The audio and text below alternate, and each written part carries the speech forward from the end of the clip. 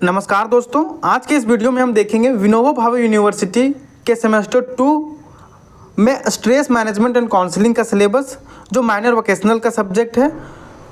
दोस्तों, यदि आप stress management and counselling subject लिए हैं तो ये वीडियो आपके लिए काफ़ी इंपॉर्टेंट होगा। इस वीडियो में हम आपको स्ट्रेस मैनेजमेंट एंड काउंसलिंग का सिलेबस और सिलेबस में पूछे गए टॉपिक्स का डिटेल एनालिसिस करेंगे जो आपके एग्ज़ाम के पॉइंट ऑफ व्यू से काफ़ी इंपॉर्टेंट है। दोस्तों, आप BBMQ यूनिवर्सिटी से या NPU, SKMU किसी भी यूनिवर्सिटी से देख रहे हैं तो यह वीडियो काफ़ी इम्पोर्टेंट है क्योंकि ये सारी यूनिवर्सिटी में सिलेबस सेम है। तो चलिए दोस्तों देखते हैं। दोस्तों, हमने यहाँ सिलेबस दे रखा है, आप सिलेबस को देख सकते हैं। आज के इस वीडियो में हम मॉड्यूल 1 के nature and definition of stress का डिटेल एनालिसिस करेंगे। इसके बाद वाले वीडियो में हम टाइप्स ऑफ स्ट्रेस देखेंगे, उसके बाद सॉर्ट्स ऑफ स्ट्रेस देखेंगे। इसी तरह हम लोग टॉपिक वाइज टॉपिक पूरा सिलेबस को कवर करेंगे। दोस्तों, हमने पिछले वीडियोस में सिलेबस पे डिटेल वीडियो बनाया है, तो यदि आपने सिलेबस का वीडियो नहीं देखा है तो आप पिछले वीडियो को देख लें ताकि ये वीडियो आपको अच्छे से समझ में आए। दोस्तों, ये माइनर वोकेशनल पेपर है, आपको इसमें 75 मार्क्स के प्रश्न पूछे जाते हैं और इंटरनल एग्ज़ाम आपका 25 मार्क्स का होता है, जो फुल मार्क्स 100 अंक हो जाता है। चलिए दोस्तों शुरू करते हैं। अब एक बार सिलेबस देख लेते हैं। दोस्तों, मॉड्यूल 1 में आपको nature and definition of stress पढ़ना है, उसके बाद टाइप्स ऑफ स्ट्रेस पढ़ना है, देन सॉर्ट्स ऑफ स्ट्रेस पढ़ना है। मॉड्यूल 2 में आपको स्ट्रेस एंड कोपिंग पढ़ना है, जिसमें effects on health, on physical health, effects of stress on mental health, coping with stress. Module 3 में आपको पढ़ना है काउंसलिंग, जिसमें है nature and definition, stage of counselling, types of counselling. Module 4 में आपको पढ़ना है टाइप्स ऑफ काउंसलिंग में child stress counselling, women stress counselling, then आपको कपल स्ट्रेस काउंसलिंग और फैमिली एडजस्टमेंट स्ट्रेस काउंसलिंग। चलिए दोस्तों, हम लोग देखते हैं मॉड्यूल 1। मॉड्यूल 1 में आप सबसे पहले देखेंगे nature and definition of stress. दोस्तों, हमने इसको हिंदी और इंग्लिश दोनों में लिख रखा है, आप जिसमें भी उत्तर दे सकें आप दे सकते हैं। चलिए सबसे पहले हम लोग इंग्लिश में देखते हैं। दोस्तों, stress is a state of mental और emotional strain resulting from challenging और adverse circumstances. It is the body's reaction to a demand और threat which can be physical, emotional or psychological. When faced with stress, our body release hormones like adrenaline and cortisol, which prepare us to respond to the situation, while some stress can motivate us to perform better. Excessive और chronic stress मतलब दोस्तों, stress मानसिक या भावनात्मक तनाव की एक स्थिति है जो चुनौतीपूर्ण या प्रतिकूल परिस्थितियों के कारण उत्पन्न होती है। यह शरीर की प्रतिक्रिया होती है किसी मांग या खतरे पर, जो शारीरिक, भावनात्मक या मनोवैज्ञानिक हो सकता है। जब हम स्ट्रेस का सामना करते हैं तो हमारा शरीर एड्रेनलिन और कोर्टिसोल जैसे हार्मोन का स्त्राव करता है, जो हमें स्थिति के प्रति प्रतिक्रिया करने के लिए तैयार करता है। दोस्तों, जबकि कुछ स्ट्रेस हमें बेहतर प्रदर्शन के लिए प्रेरित करता है। अधिक या दीर्घकालिक स्ट्रेस स्वास्थ्य और समस्याओं का कारण बन सकता है। दोस्तों, इसके बाद है नेचर ऑफ स्ट्रेस। इसमें आता है universal experience, physical and emotional, adaptive function और सब्जेक्टिव एक्सपीरियंस, क्रोनिक और एक्यूट। दोस्तों, यहाँ आप इंग्लिश में भी देख सकते हैं और हमने यहाँ इसका हिंदी वर्जन भी लिख रखा है। तो चलिए हम लोग हिंदी को डिस्कस करते हैं। आप चाहें तो इसका PDF हमारे धनबाद मैथ्स एकेडमी के वेबसाइट से डाउनलोड कर सकते हैं और वहां से आप पढ़ सकते हैं। दोस्तों, तनाव की प्रकृति देखते हैं। सबसे पहले है सार्वभौमिक अनुभव। दोस्तों, तनाव एक सामान्य अनुभव है जो सभी विभिन्न रूपों में सामना करता है।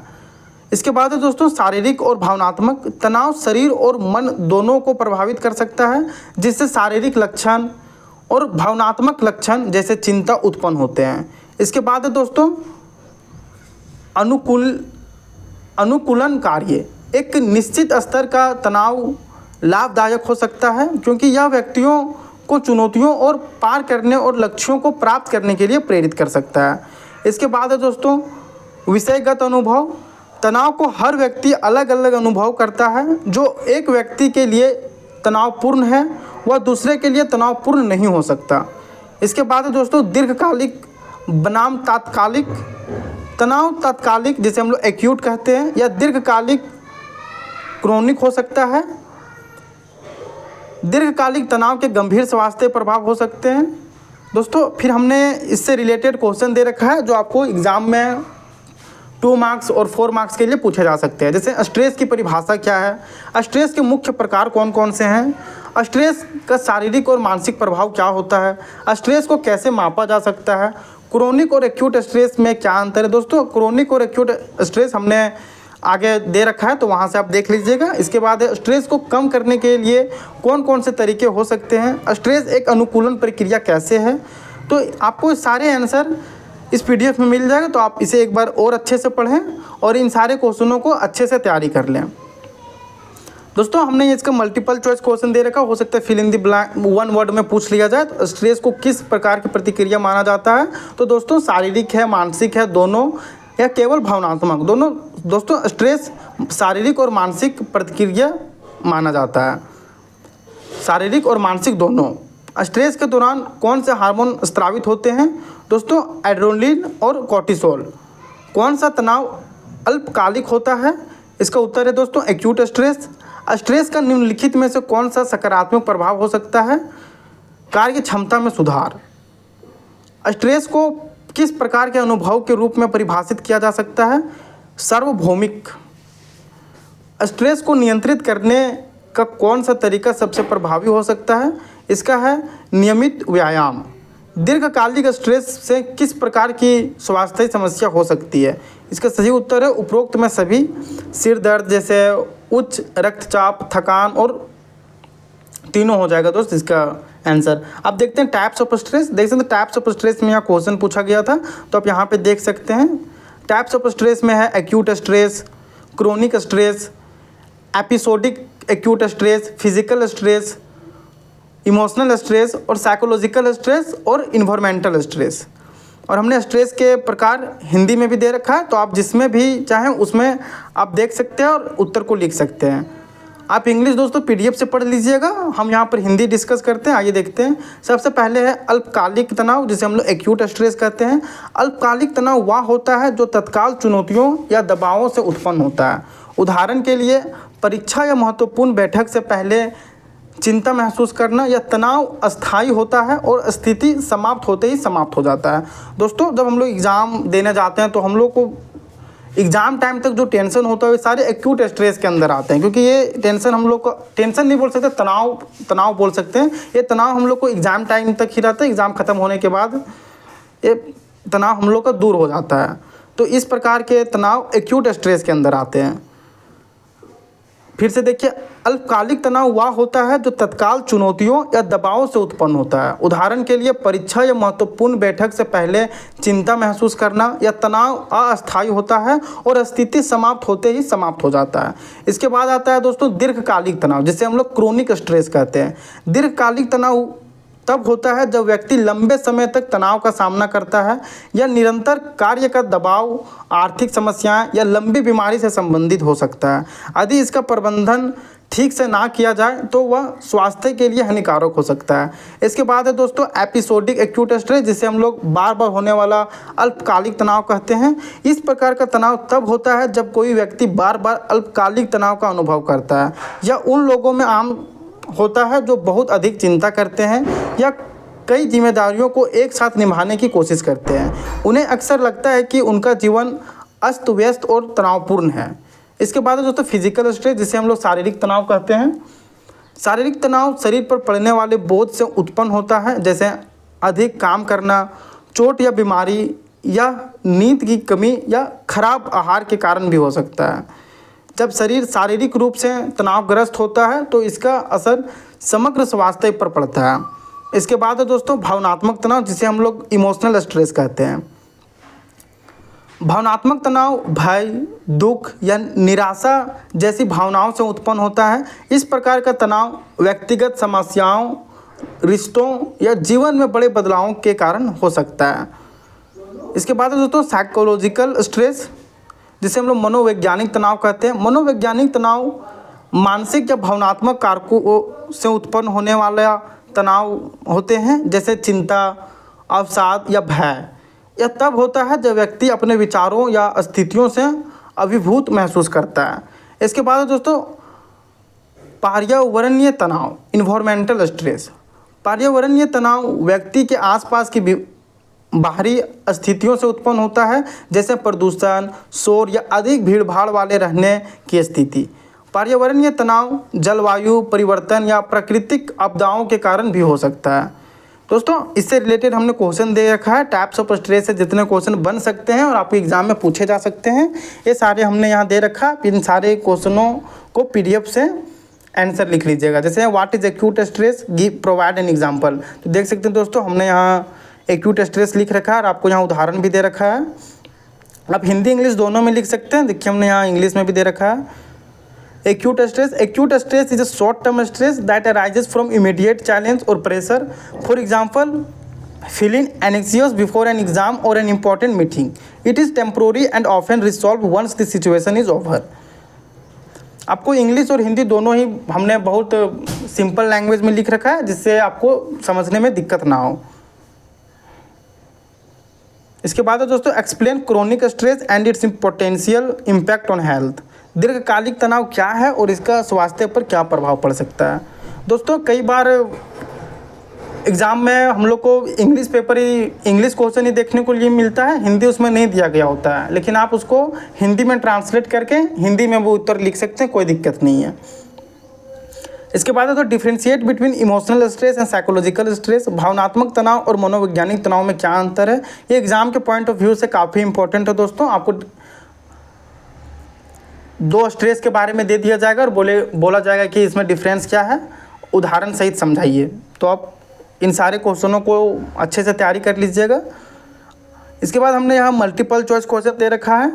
Which type of stress is short term and occurs due to immediate challenge.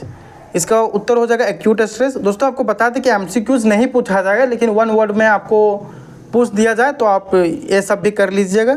इसके बाद है दोस्तों, chronic stress is caused bye which of the following.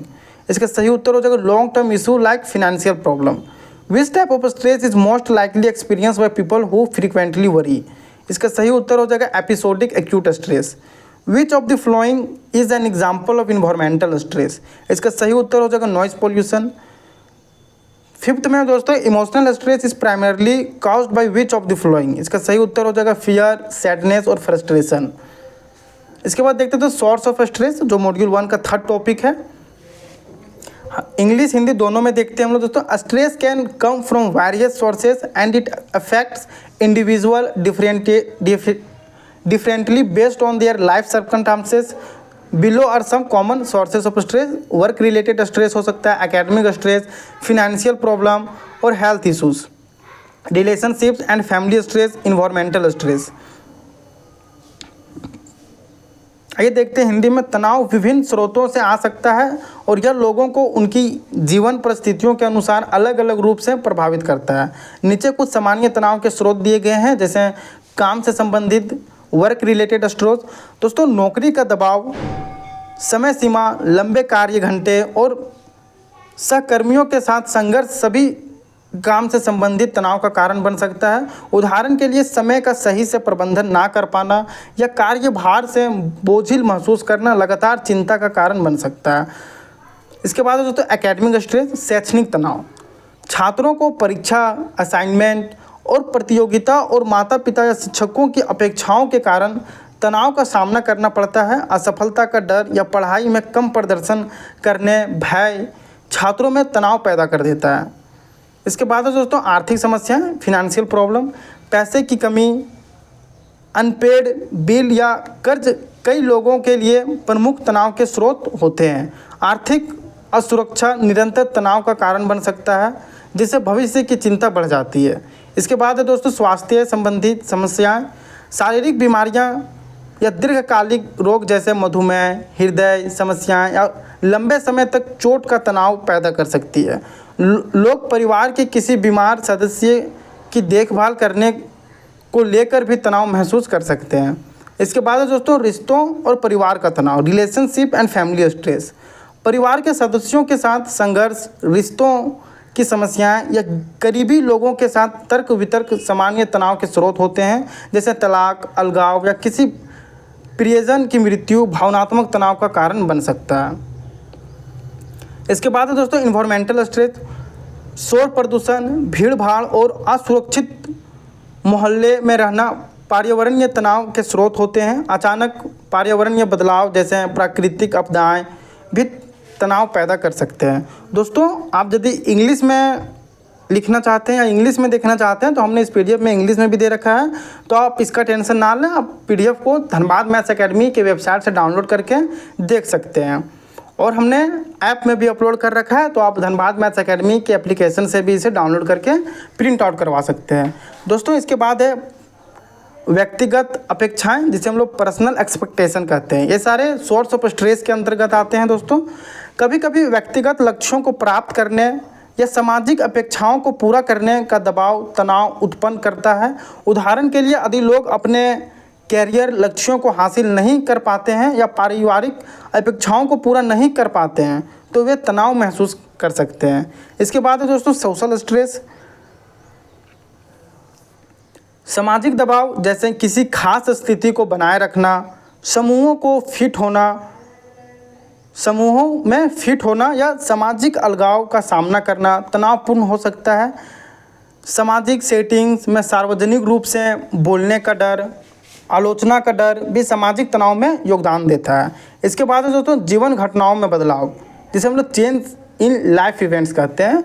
शादी, नए शहर में जाना, नई नौकरी शुरू करना या बच्चे का जन्म जैसी बड़ी जीवन घटनाएं तनाव को प्रेरित कर सकती है। सकारात्मक बदलाव भी कभी कभी तनाव उत्पन्न करते हैं क्योंकि उनमें समायोजन की आवश्यकताएं होती है।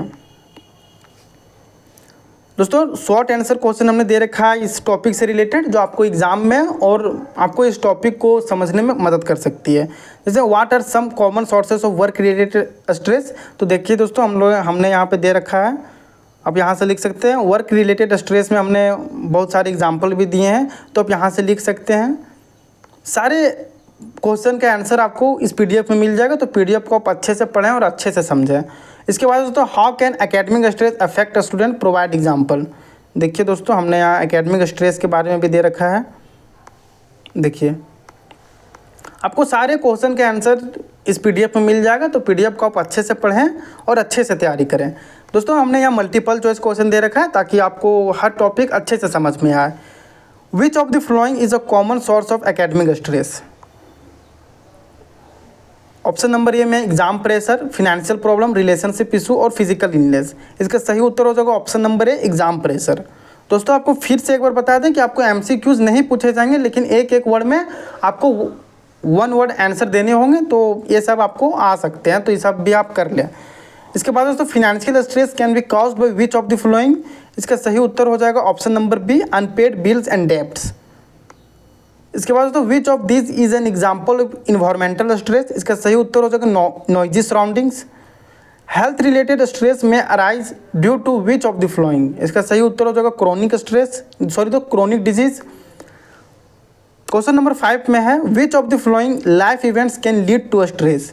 गेटिंग मैरिड, जैसे ऑप्शन आपको हो सकता है गेटिंग मैरिड का ना कुछ और दिया हो, तो अभी यहाँ पर ऑप्शन गेटिंग मैरिड का है, तो ऑप्शन नंबर भी सही हो जाएगा। क्वेश्चन नंबर 6 है दोस्तों social stress can result from which of the following situation. इसका सही उत्तर हो जाएगा पब्लिक स्पीकिंग एंजाइटी। इसी प्रकार आप पीडीएफ को डाउनलोड करके देख सकते हैं, और हमने इस एमसीक्यू को हिंदी में भी दे रखा है। जैसे शैक्षणिक तनाव का एक सामान्य स्रोत है परीक्षा का दबाव, जो हमने यहाँ इंग्लिश में दे रखा है दोस्तों, वही चीज़ यहाँ पर हिंदी में भी दिया है, तो आप जिसमें भी चाहें देख सकते हैं पीडीएफ को और समझ सकते हैं। आइए दोस्तों अगले टॉपिक्स का बात करते हैं। मॉड्यूल 2 हम लोग अगले वीडियो में देखेंगे दोस्तों। यदि वीडियो आपको अच्छी लगी हो तो वीडियो को लाइक और चैनल को सब्सक्राइब करना ना भूलें, क्योंकि हम आपके लिए ऐसे ही स्टडी मटेरियल्स लाते रहते हैं। दोस्तों, आपको बता दें कि यदि आप मैथ सब्जेक्ट के स्टूडेंट हैं और मैथ्स मेजर सब्जेक्ट की तैयारी करना चाहते हैं, तो आप हमारे धनबाद मैथ्स एकेडमी के एप्लीकेशन को प्ले स्टोर से डाउनलोड कर सकते हैं। हम यहाँ आपको मैथ्स मेजर सब्जेक्ट के साथ साथ एमडीसी, माइनर, सेक, वीएससी और एएससी जैसे सब्जेक्ट्स की भी बेहतरीन तैयारी करवाते हैं। धन्यवाद दोस्तों।